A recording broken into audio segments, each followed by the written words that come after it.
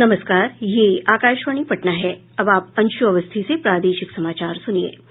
पहले मुख्य समाचार।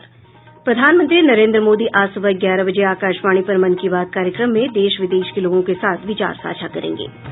केंद्र सरकार ने कंटेनमेंट क्षेत्रों से बाहर के इलाकों को चरणबद्ध तरीके से फिर से खोलने के लिए जारी किये दिशा निर्देश। धार्मिक स्थल, होटल, रेस्टोरेंट, आतिथ्य सेवा और शॉपिंग मॉल 8 जून से खुलेंगे। और पिछले 24 घंटों में 206 नये मरीजों में कोरोना की पुष्टि होने के साथ प्रदेश में संक्रमितों की संख्या बढ़कर 3,565 हो गई है। अब समाचार विस्तार से। प्रधानमंत्री नरेंद्र मोदी आज सुबह 11 बजे आकाशवाणी पर मन की बात कार्यक्रम में देश विदेश के लोगों के साथ अपने विचार साझा करेंगे। ये कार्यक्रम आकाशवाणी और दूरदर्शन के समूचे नेटवर्क पर उपलब्ध रहेगा। मन की बात आकाशवाणी समाचार की वेबसाइट newsonair.com और news on AIR mobile app पर भी सुना जा सकता है। इसके अलावा सूचना और प्रसारण मंत्रालय तथा प्रधानमंत्री कार्यालय के यूट्यूब चैनलों पर भी कार्यक्रम का प्रसारण होगा। मन की बात कार्यक्रम के तुरंत बाद मैथिली भाषा में इसका प्रसारण आकाशवाणी के दरभंगा केंद्र से किया जाएगा। इसी प्रसारण को दोबारा रात्रि 8 बजे से भी सुना जा सकता है।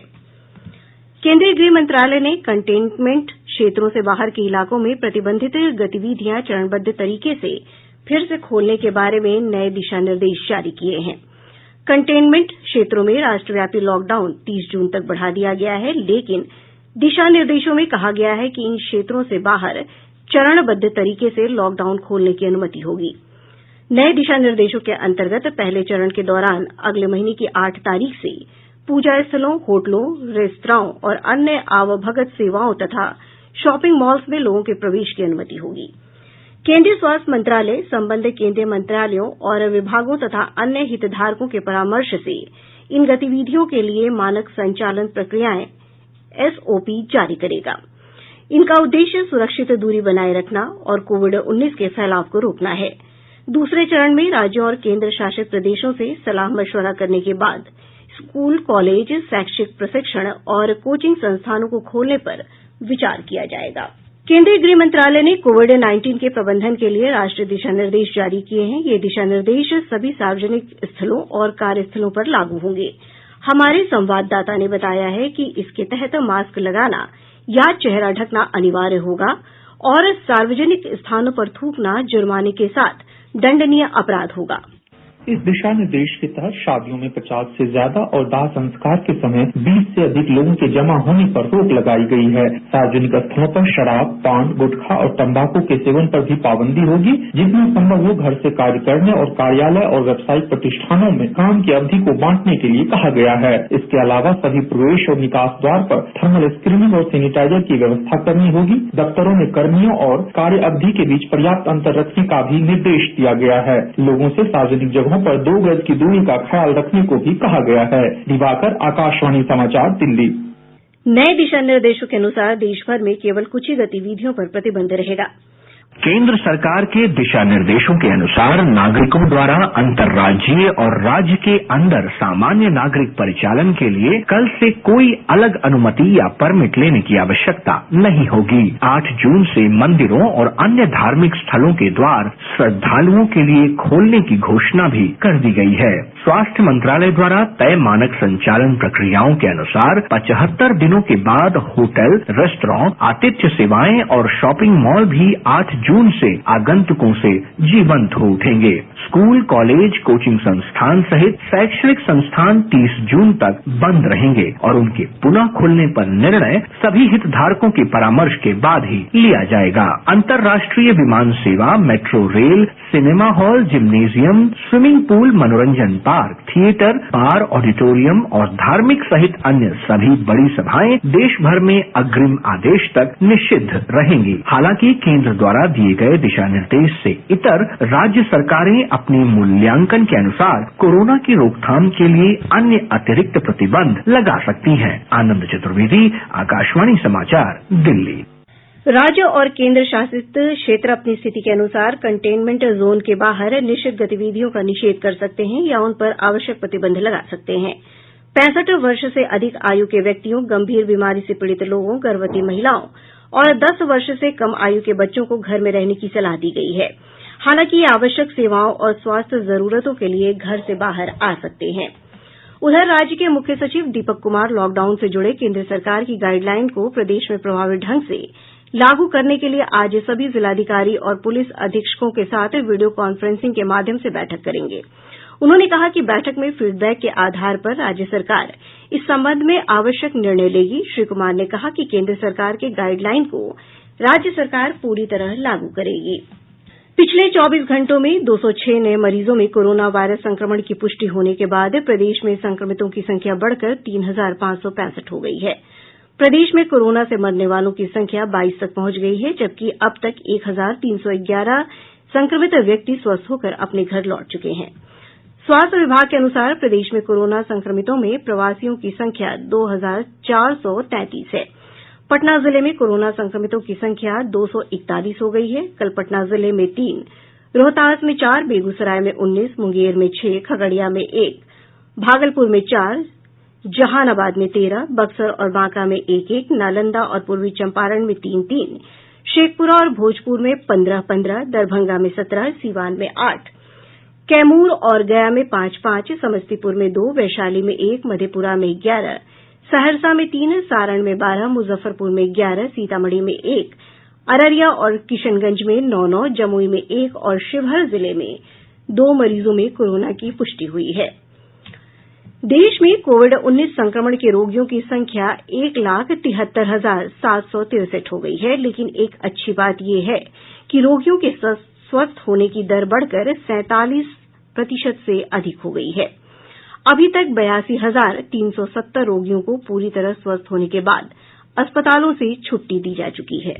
25 मार्च को जब पूरे भारत में लॉकडाउन लागू किया गया था, उस समय 43 लोग कोरोना वायरस से ठीक हो चुके थे, जो कि कुल 606 मामलों का 7% था। स्वास्थ्य और परिवार कल्याण मंत्रालय के आंकड़ों से पता चलता है कि लॉकडाउन के विभिन्न चरणों में इस बीमारी से सही होने की दर में निरंतर सुधार हुआ है। लॉकडाउन के पहले चरण में सुधार की दर 11.42% थी और दूसरे चरण में यह 27% के आंकड़े को पार कर गई। 18 मई को समाप्त हुए तीसरे चरण के दौरान सुधार की दर का आंकड़ा 38.29% तक पहुंच गया। वर्तमान में अंडमान और निकोबार द्वीप समूह और मिजोरम में 100% की उच्चतम सुधार दर दर्ज की गई है। पंजाब, चंडीगढ़, आंध्र प्रदेश, राजस्थान, गोवा, उत्तर प्रदेश, लद्दाख, तमिलनाडु और गुजरात सहित 17 राज्य और केंद्र शासित प्रदेश ऐसे हैं जहां इस बीमारी से ठीक होने की दर 47.4% की राष्ट्रीय दर से ऊपर पहुंच चुकी है। भूपेंद्र सिंह, आकाशवाणी समाचार। रेल मंत्रालय ने राज्य सरकारों से श्रमिक रेलगाड़ियों के बारे में समुचित योजना बनाने और समन्वय सुनिश्चित करने का अनुरोध किया है। मंत्रालय ने कहा है कि ऐसे कई उदाहरण मौजूद हैं जहां यात्रियों को स्टेशन तक नहीं लाया गया और अधिसूचित रेलगाड़ियों को रद्द कर दिया गया। मंत्रालय ने कहा है कि कुछ राज्य भी भेजने वाले राज्यों को सहमति नहीं दे रहे हैं, जिससे उन राज्यों की बड़ी संख्या में फंसे प्रवासी श्रमिकों को नहीं भेजा जा सका। रेलवे ने लगभग 54 लाख फंसे व्यक्तियों को उनके गंतव्य राज्यों तक पहुंचाने के लिए 4,000 से अधिक श्रमिक स्पेशल रेलगाड़ियां चलाई हैं। प्रादेशिक समाचार आप आकाशवाणी पटना से सुन रहे हैं।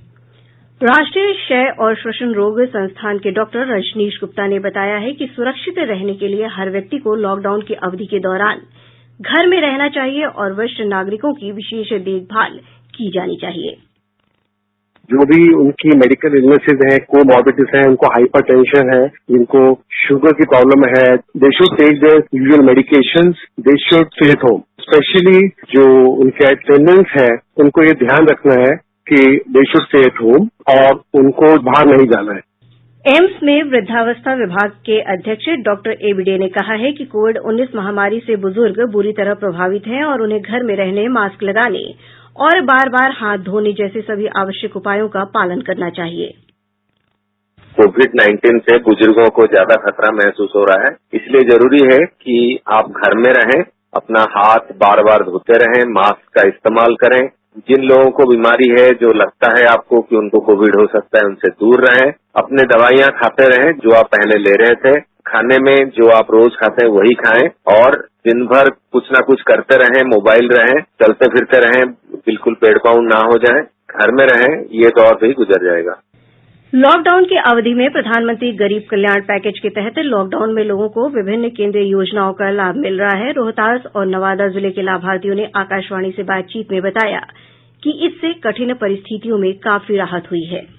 मेरा नाम मीतू कुमारी है। हम कालीगंज में रहते हैं। जनधन योजना से हमें लाभ मिल रहा है। 500 रुपया 2 महीना मिला है, 500 रुपया, और विकलांग पेंशन भी मिल रहा है। हम इस मोदी सरकार को धन्यवाद देते हैं। मैं रजनीकांत तिवारी, ग्राम व पोस्ट गोरखपुरा से, प्रखंड काराकाट, जिला रोहतास का निवासी हूँ। मुझे प्रधानमंत्री किसान सम्मान निधि के तहत 2000 रुपए की आर्थिक मदद मिली है। मैं माननीय प्रधानमंत्री नरेंद्र मोदी जी को धन्यवाद देता हूँ। राज्य में पिछले 1 महीने के दौरान 18 लाख लोगों ने डाकघरों में खाते खुलवाए। उज्ज्वला योजना, पीएम किसान सम्मान निधि योजना और पेंशन स्कीम सहित विभिन्न योजनाओं के तहत केंद्रीय सहायता प्राप्त करने के लिए ये खाते खुलवाए गए। बिहार सर्किल के मुख्य डाकपाल अनिल कुमार ने आकाशवाणी को बताया कि डाकघरों के विभिन्न खातों के जरिए 25 लाख लाभार्थियों को 358 करोड़ रुपए वितरित किए गए। 90% खाते महिलाओं ने खुलवाए। बड़ी संख्या में मजदूर भी अपने क्षेत्रों में डाकघरों में खाते खुलवा रहे हैं। रोजाना औसतन 50,000 खाते खोले जा रहे हैं। ये खाते इंडियन पोस्ट पेमेंट बैंक के तहत खोले जा रहे हैं। इस प्रावधान के तहत खाता खुलवाना बैंक में खाता खोलने की तुलना में आसान है। डाकघरों में आधार नंबर और अंगूठे का निशान देकर ही खाते तुरंत खोले जाते हैं। संचार, इलेक्ट्रॉनिकी और सूचना प्रौद्योगिकी मंत्री रविशंकर प्रसाद ने देश के राष्ट्रीय आर्टिफिशियल इंटेलिजेंस पोर्टल का शुभारंभ किया। इस मौके पर श्री प्रसाद ने कहा कि भारत को विश्व में आर्टिफिशियल इंटेलिजेंस के विकास में अग्रणी देश बनना चाहिए।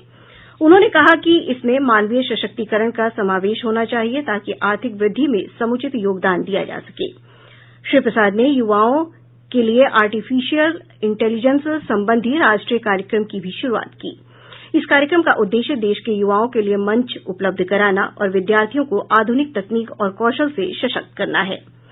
विद्यार्थियों को भविष्य के लिए डिजिटल रूप से तैयार करने के लिए आवश्यक आर्टिफिशियल इंटेलिजेंस साधन सुलभ कराना भी कार्यक्रम का उद्देश्य है। उप मुख्यमंत्री सुशील कुमार मोदी ने सभी केंद्रीय योजनाओं के लिए पूरा खर्च उठाने का आग्रह केंद्र सरकार से किया है। उन्होंने केंद्रीय वित्त मंत्री निर्मला सीतारमण को पत्र लिखकर केंद्र प्रायोजित सभी 66 योजनाओं के केंद्रांश और राज्यांश सहित पूरी राशि 1 साल के लिए केंद्र द्वारा वहन करने की मांग की है। प्रवर्तन निदेशालय ईडी ने सृजन घोटाला प्रकरण में सृजन महिला विकास सहयोग समिति से जुड़ी 14 करोड़ 32 लाख रुपए की संपत्तियों को जब्त कर लिया है। इसमें नोएडा, गाजियाबाद, पुणे, रांची, भागलपुर और पटना के 20 फ्लैट शामिल हैं। इसके साथ ही नोएडा, गाजियाबाद और भागलपुर में 19 दुकानों के अलावा 33 भूखंड और बैंक खातों में उपलब्ध 4 करोड़ 84 लाख रुपए को भी अटैच किया गया है। ईडी ने केंद्रीय जांच ब्यूरो की ओर से दर्ज प्राथमिकी के आधार पर सृजन घोटाले की जांच शुरू की थी।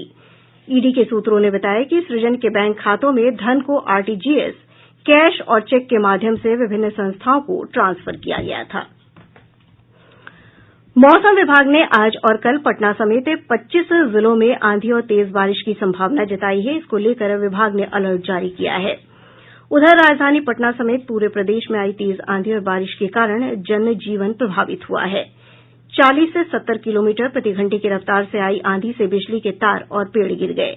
इस दौरान ठनका गिरने से 7 लोगों की मौत हो गई है। आंधी के कारण आम और लीची के फलों को भी काफी नुकसान हुआ है। मौसम विभाग के अनुसार लोकल हीट की वजह से थंडर स्टॉर्म की स्थिति बनी हुई है। अब पटना से प्रकाशित प्रमुख समाचार पत्रों की सुर्खियां। आज के सभी समाचार पत्रों ने लॉकडाउन के 5वें चरण की घोषणा और उसकी गाइडलाइंस को प्रमुख सुर्खी बनाया है। हिन्दुस्तान ने इस खबर का शीर्षक लगाया है, लॉकडाउन 30 जून तक बढ़ा। दैनिक जागरण की सुर्खी है, सृजन घोटाले में ईडी ने जब्त की 14 करोड़ 32 लाख की संपत्ति। प्रभात खबर ने मौसम की खबर को सुर्खी बनाते हुए लिखा है, 40 से 70 किलोमीटर प्रति घंटे की रफ्तार से राज्य में आई आंधी, हुई बारिश। दैनिक भास्कर की सुर्खी है, एक दवा ने कोरोना वायरस के खिलाफ पहली और सबसे बड़ी उम्मीद जताई, कई देशों में ट्रायल जारी। दैनिक आज ने लिखा है, देश में कोरोना मरीजों के स्वस्थ होने की दर में हो रहा है उल्लेखनीय सुधार। और अब अंत में मुख्य समाचार। प्रधानमंत्री नरेंद्र मोदी आज सुबह 11 बजे आकाशवाणी पर मन की बात कार्यक्रम में देश विदेश के लोगों के साथ विचार साझा करेंगे।